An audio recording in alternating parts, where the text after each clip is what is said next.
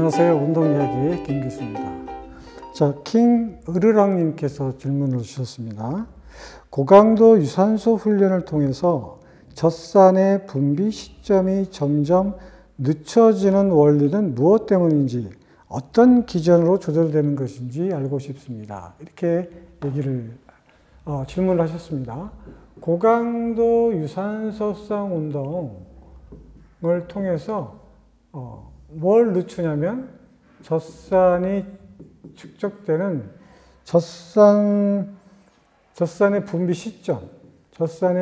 시점을 늦출 수 있는 방법을 알고 싶다. 어떤 기전에서 이렇게 이루어지는 것인지 알고 싶다. 이렇게 질문을 주셨는데, 자, 일단 먼저 젖산의 분비 시점이라는 것은 우리 혈액 중에 안정시에는 보통 한 1mm몰 정도의 젖산이 쌓여 있거든요. 자, 이것을 우리가 흔히 말하는 안정시 혈중젖산이라고 표현하죠. 안정시 혈중젖산. 근데 이게 이제 운동을 통해서 혈중젖산이 이제 증가를 하게 되는 거죠. 그래서 운동이 끝날 때쯤 되면 10mm몰까지 증가를 하고, 그 다음에 운동이 끝난 회복기에도 약 12mm몰까지 젖산이 증가한다는 그런 연구 결과가 많이 있습니다. 자, 그러면 우리가 유산소 운동을 한다는 것은 뭐냐면 젖산의 생성을 늦춰서 좀 더 에너지를 많이 만들고 효율적인 운동을 하기 위해서 유산소 운동 능력이라는 것을 우리가 키우게 되는 거잖아요. 따라서 유산소성 운동 능력을 키우게 되면 어떻게 되면 젖산의 생산량이 줄어든다. 이렇게 얘기를 할 수가 있겠죠. 자, 그러면 우리가 젖산의 역치라는 게 있는데, 예를 들면 여기 이제 X축이, Y축이 젖산이라고 하고요. 여기가 10mm몰 정도 되고, 안정시에는 1mm몰 정도의 젖산이 이렇게 있죠. 그 다음에 이제 운동을 이제 하게 되면 젖산의 양이 이제 점차적으로 증가를 하게 되는 거죠. 그래서 젖산이 혈처음에 쌓이지 않다가 어느 정도 운동 시점이 되다 보면 젖산이 갑자기 증가하는 이 시점을 우리가 뭐라고 표현하냐면 LT, 젖산 역치라고 보통 우리가 표현하거든요. 자, 이 젖산 역치는 가급적이면 뒤로 늦추면 늦출수록 운동 유산소 능력이 뛰어난 거니까 고강도 유산소 운동을 하게 됨으로써 뭘 늦춰주는 거죠? 젖산이 축적되어지는 이 역치를 뒤쪽으로 늦춰주는 역할을 해주는 것이 고강도 유산소 운동 능력을 키우는 방법이고, 거기에 따라서 젖산을 감소시키는 방법이 되는 거죠. 그런데 이제 여기서 이제 질문하신 것은 고강도 유산소 운동 능력을 키워서 젖산을 늦추는, 즉 젖산이 분비되거나 젖산이 쌓이는 것을 늦추는 그 기전은 과연 뭘까? 이걸 이제 물어보셨는데, 크게 한 4가지 정도로 보통 설명이 될 수가 있어요. 자, 첫 번째는 근육의 산소 저장 능력이라고 들 수가 있습니다.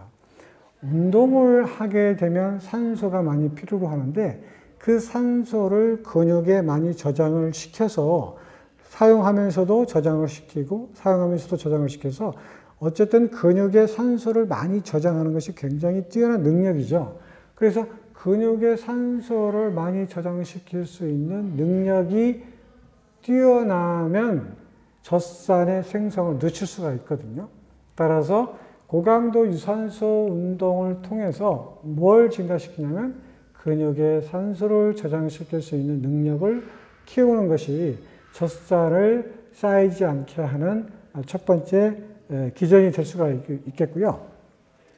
자, 그 다음에 두 번째는 운동을 하게 되면 에피네프린이라고 하는 호르몬들이 분비가 되기 시작합니다. 그래서 이 에피네프린이라고 하는 호르몬들이 증가가 되게 되면 보통 중강도 이상에서부터 이제 분비가 되기 시작하는데, 이 호르몬들이 뭘 가속화시키냐면 해당 작용을 가속화시키는 거죠. 해당 작용을 가속화시킨다. 즉, 해당 작용을 가속화시킨다는 것은 뭐냐면 운동이 힘들어져서 젖살을 쌓이도록 하는 젖산 시스템이 활발하게 이용된다, 운영이 된다 이런 뜻이에요. 그래서 고강도 유산소 운동 능력을 키우게 되면 에피네프린이라고 하는 호르몬이 분비되는 그 시점을 낮춰주는 거거든요. 그 시점을 낮춰줌으로써 결국 해당 작용의 가속화를 낮춰줌으로써 젖산이 적게 쌓이도록 해주는 기전에 만들 수 있는 역할을 하는 거죠. 자, 이게 이제 두 번째 기전이고요. 그 다음에 세 번째는 뭐냐면 FT 섬유라는 것을 들을 수가 있는데 FT 섬유의 동원을 억제시키는 역할이 또 있어요. 즉 유산소 운동 능력을 키우면 FT 섬유보다는 무슨 섬유가 동원이 되죠? ST 섬유가 동원이 증가를 해야만이 젖산의 능력이 젖산 생성이 감소가 되는데 만약에 FT 섬유가 동원이 더 빨라지면 이 FT 섬유 동원이 빨라지면 젖산 생산량이 증가를 하게 돼요. 그러면 젖산이 더 쌓이게 되는 거죠. 따라서 고강도 유산소 운동 능력이라고 하는 고강도 유산소 운동을 활발하게 해서 그 능력을 키우게 되면 주로 FT 섬유보다는 무슨 섬유를 동원시키느냐? ST 섬유를 동원시킴으로써 젖산의 분비를 감소시킬 수 있다. 이게 이제 세 번째 기전이라고 얘기를 할 수가 있겠습니다. 그 다음에 마지막에는 젖산의 제거 속도의 비율인데요.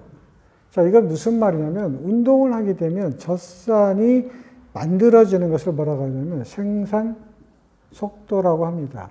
젖산이 만들어진 생산 속도가 점차적으로 증가하기 때문에 이와 같이 젖산이 쌓이게 돼서 젖산 역취 같은 것들이 나타나는데 또 여기에는 뭐가 있냐면 젖산을 제거하는 속도가 있어요. 우리 몸에서 쌓여져 있는 젖산을 산화시키는 능력이 있거든요.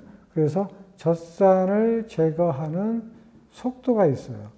자, 젖산을 제거하는 속도와 젖산을 만드는 생산 속도가 같다고 하면 그 상태에서 유지되겠죠. 하지만 우리가 보실 때 젖산 제거 속도가 생산 속도보다 빠르다고 하면 젖산은 쌓이지 않을 겁니다. 하지만 운동을 함으로써 젖산을 제거하는 속도보다 젖산이 쌓이는 생산 속도가 더 빠르기 때문에 이와 같은 젖산이 쌓이게 되는 거거든요. 결과적으로 무슨 얘기냐면 고강도 유산소 운동을 함으로써 훈련을 통해서 젖산의 생산 속도보다는 젖산의 제거 속도 비율을 더 키워주는 거죠.